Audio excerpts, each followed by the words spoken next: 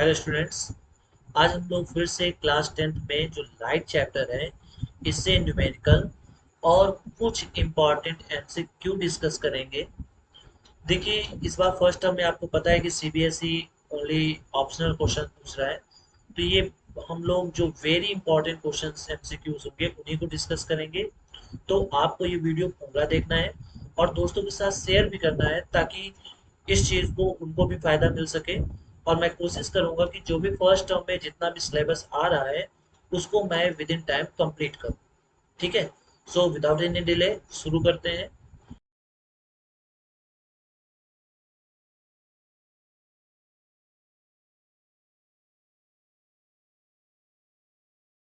देखिए, पहला क्वेश्चन है, लिखा हुआ है लाइट इज ए वेव। देखिए, यहाँ मैंने कुछ क्वेश्चंस में जो क्वेश्चंस हैं उनमें मैंने ऑप्शंस फिट नहीं किए हैं, ऑप्शंस को मैं अपने आप से ही बताऊंगा। तो जैसे इन्होंने कहा है लाइट इज अ वेव, अब इस जगह पे क्या क्या आ सकता है, बात समझिए। लाइट जो है वो एक प्रकार की इलेक्ट्रोमैग्नेट, ठीक है, इलेक्ट्रोमैग्नेटिक वेव है। पहला तो ये ऑप्शन हो सकता है। दूसरा ऑप्शन क्या हो सकता है? तो दूसरा ऑप्शन हो सकता है कि वो ट्रांसवर्स वेव है। कैसी वेव है?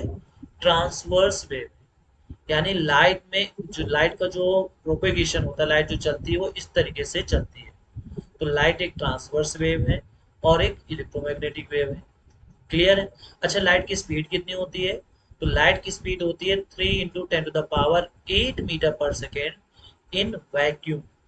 Vacuum when there is no medium, ठीक है, जहाँ पे कोई मीडियम नहीं होता उसको हम वैक्यूम बोलते हैं। तो वहां पे लाइट की स्पीड होती है 3 × 10⁸ क्लियर है?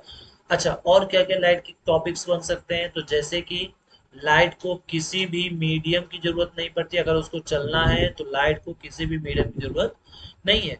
वाइल जो साउंड होता है उसको चलने के लिए मीडियम की जरूरत पड़ती है।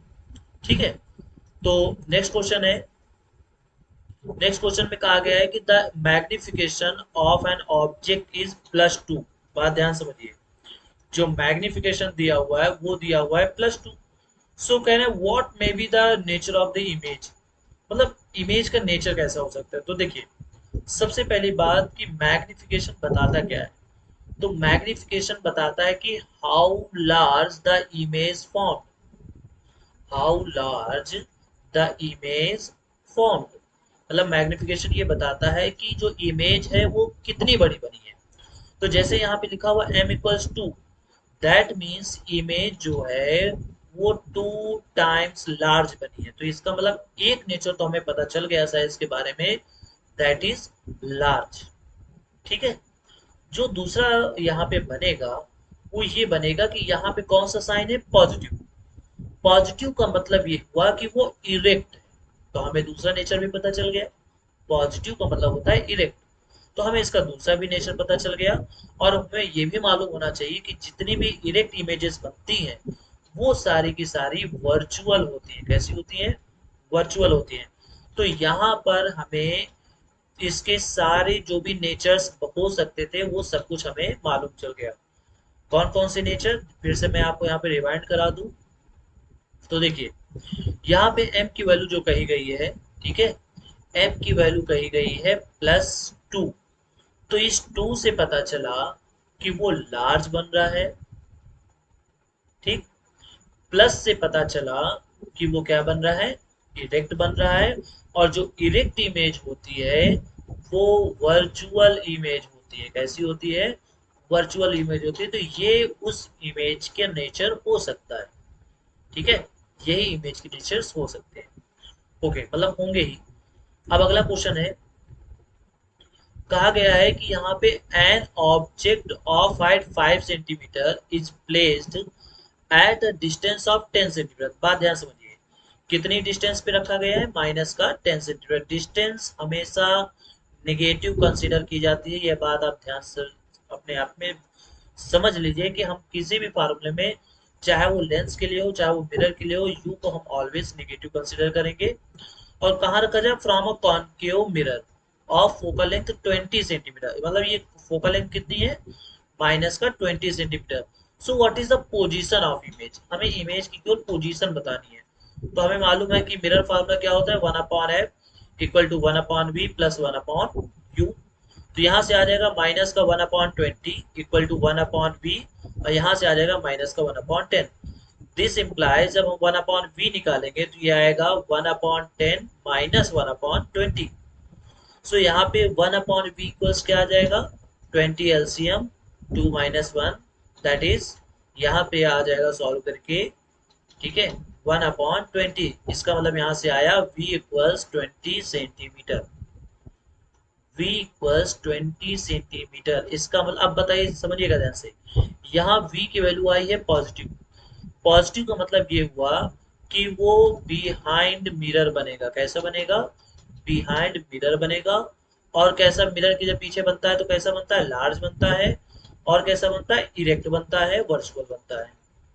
अच्छा, और हम किस तरीके से इसको समझ सकते थे, अगर हमें ऑब्जेक्ट का अगर इमेज का नेचर हमें पहले से ही समझना हो तो कैसे समझ सकते हैं। तो देखिए, यहाँ पे जब इन्होंने कहा था कि भाई u इक्वल टू है 10 सेंटीमीटर और f इक्वल टू है 20 सेंटीमीटर, तो हमें समझ में आ जाना चाहिए कि ये f से भी पहले रखा हुआ है। इसका मतलब ये कंडीशन बनती है F2P, फोकस और पोल के बीच की। क्लियर हो गई बात। चलिए नेक्स्ट क्वेश्चन पढ़ते हैं। नेक्स्ट क्वेश्चन में कहा गया है कि the magnification of a concave mirror is. आप बात ध्यान समझिए, यहाँ पे इन्होंने कॉन्केव मिरर की मैग्निफिकेशन की बात की है। तो देखो, होता क्या है कि जैसे अगर यहाँ पे उन्होंने पूछा होता कॉन्वेक्स मिरर, तो हमें पता है कि कॉन्वेक्स मिरर में हमेशा स्मॉल इमेज फॉर्म होती है।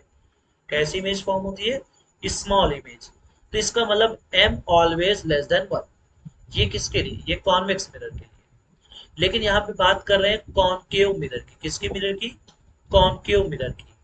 तो अगर कॉन्केव मिरर की बात करें तो हमें पता है कॉन्केव में स्मॉल इमेज भी बनती है, इक्वल इमेज भी बनती है, और लार्ज इमेज भी बनती है। तो उस केस में m की वैल्यू लेस देन 1 भी होगी, m की वैल्यू ग्रेटर देन 1 भी होगी, और m की वैल्यू इक्वल टू 1 भी होगी। तो हमारे लिए ये तीनों ऑप्शंस यहाँ पे रखे जा सकते हैं। ठीक है, अब तो आपके पास ऑप्शन बन सकता है m less than 1, m equal to 1, m greater than 1 and all of these. तो उस केस में हमारा ऑप्शन होगा ऑल ऑफ दीज। सही समझ में आ गई बात। चलिए नेक्स्ट क्वेश्चन यहाँ पे हम लोग पढ़ते हैं। अगला क्वेश्चन है, देखिए यहाँ पे कह रहा है कि विच mirror is called converging mirror. अब बात यहाँ पे भी समझने वाली है, समझिए। इन्होंने उस मिरर के बारे में पूछा है जिसको कन्वर्जिंग बोला जाता है, नॉट लेंस। देखिए, अगर मिरर की बात करें तो कॉनकेव जो मिरर होता है इसको कन्वर्जिंग बोला जाता है। इसको क्या बोला जाता है, कन्वर्जिंग। लेकिन अगर लेंस की बात करते हैं, ठीक है, ये किसकी बात हो रही है, ये बात हो रही है मिरर की। अगर लेंस की बात करते तो उस केस में कॉन्वेक्स मिरर लेंस को ही कन्वर्जिंग बोला जाता है। ठीक है, तो चूंकि यहाँ पे मिरर की बात की है तो मिरर के केस में हमारा आंसर हो जाएगा कॉनकेव। अगर ये लेंस की बात करते तो उस केस में हमारा आंसर होता कॉन्वेक्स। क्लियर है। नेक्स्ट क्वेश्चन पढ़ते हैं। क्वेश्चन है कि which lens has magnification less than 1। अब आ ध्यान समझिए, which lens, not a mirror. अगर यहाँ पे लेंस, अगर लेंस की बात करें, अगर मिरर की बात करते तो देखिए यहाँ पे इन्होंने कहा लेस देन 1। ये नहीं कहा है कि ऑलवेज लेस देन 1। ठीक है, यहाँ पे ये वर्ड इन्होंने नहीं जोड़ा कि ऑलवेज लेस देन 1। ठीक है, तो जब ऑलवेज नहीं जोड़ा है तो उस केस में अगर हम मिरर की बात करते तो कॉन्वेक्स में ऑलवेज होता है, लेकिन ऑलवेज वर्ड तो जोड़ा नहीं है। तो हमारे लिए कॉन्वेक्स और कॉनकेव दोनों हो जाएंगे। और वैसे ही, ठीक वैसे ही जब इन्होंने लेंस की बात की है तो कॉन्वेक्स और कॉनकेव दोनों लेंस हो जाएंगे। कॉन्वेक्स और कॉनकेव दोनों लेंस हो जाएंगे। हाँ, अगर यहाँ पे ये वर्ड जोड़ देते कि ऑलवेज, तो उस केस में कॉनकेव लेंस ही होता हमारा राइट आंसर। अगर वो जोड़ देते ऑलवेज लेस देन 1 तो हम आंसर देते कॉनकेव लेंस, लेकिन उन्होंने ऑलवेज वर्ड नहीं दिया है तो हमारे लिए दोनों आंसर हो सकते हैं, क्योंकि जो कॉन्वेक्स लेंस है ये भी स्मॉल इमेज फॉर्म करता है लाइक अ कॉन्केव मिरर।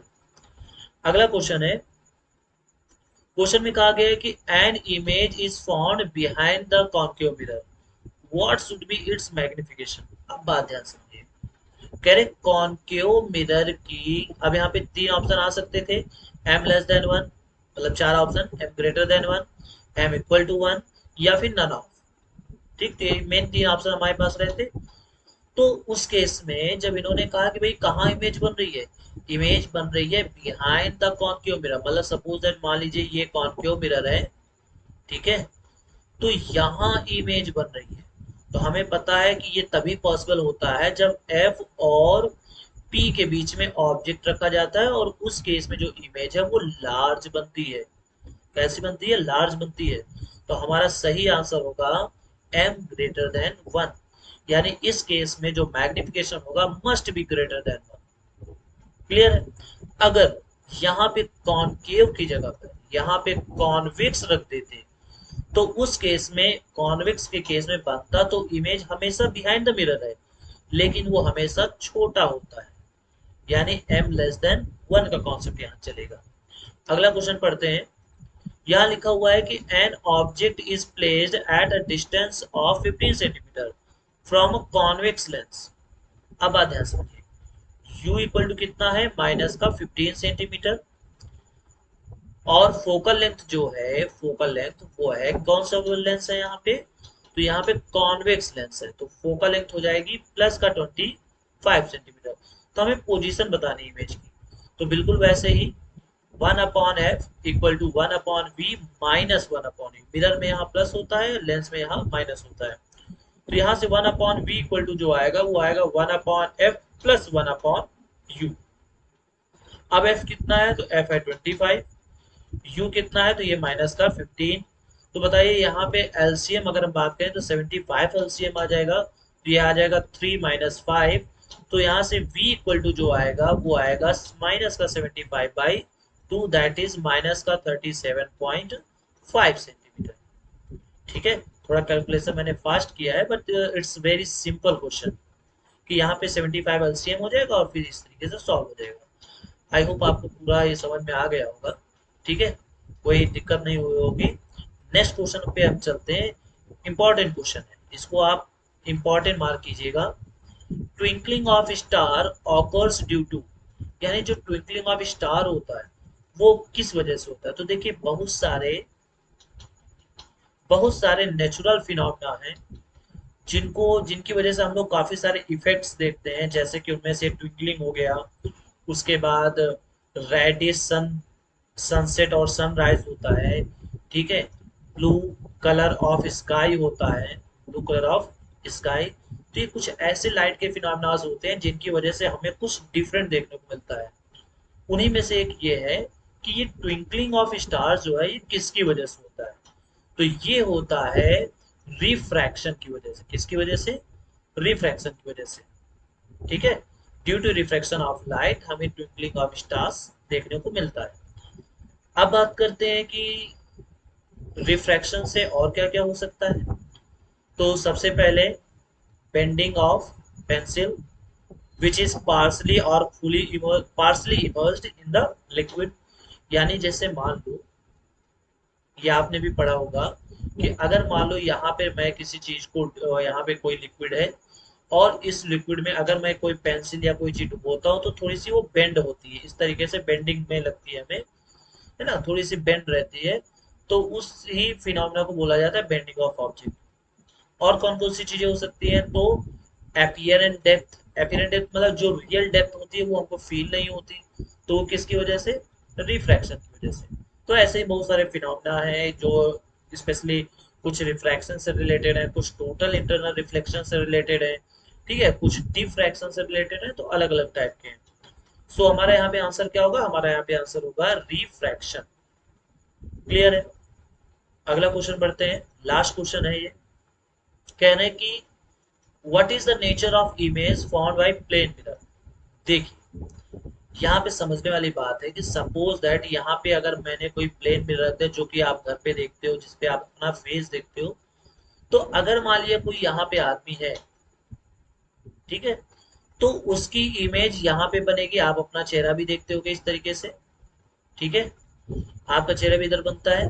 तो यहाँ पे कहने का मतलब ये है कि जैसा इधर ऑब्जेक्ट होता है वैसा ही इधर इमेज बनती है। तो इमेज का नेचर कैसा होगा, इरेक्ट होगा। अच्छा, कैसा बनता है और साइज के बारे में क्या होगा कि भाई जितने बड़े हम होते हैं उतनी बड़ी हमारी इमेज वहां बनती है। तो इसका मतलब साइज कैसा होगा, साइज इक्वल होगा। और हमें पता है कि जो इरेक्ट इमेज होती है वो कभी भी रियल नहीं होती। तो इसका मतलब इसके नेचर की, और नेचर की बात करें तो वर्चुअल होता है। ठीक। तो ये तो बात आ गई नेचर ऑफ द इमेज की। अब और कौन कौन से फैक्ट बन सकते हैं। जितनी दूर हम होते हैं, सपोज दैट हमारी मिरर से डिस्टेंस x है, तो इमेज की भी मिरर से डिस्टेंस x ही होगी। यानी हमारे ऑब्जेक्ट और इमेज के बीच की अगर टोटल डिस्टेंस देखी जाए तो वो भी 2 टाइम्स x के बराबर। ठीक है, 2 टाइम्स x के बराबर। अब मैं जो बात बताने जा रहा हूँ that will be very important, जो शायद आपको मालूम भी ना हो। ठीक है, वो कौन सी बात है जरा समझिएगा।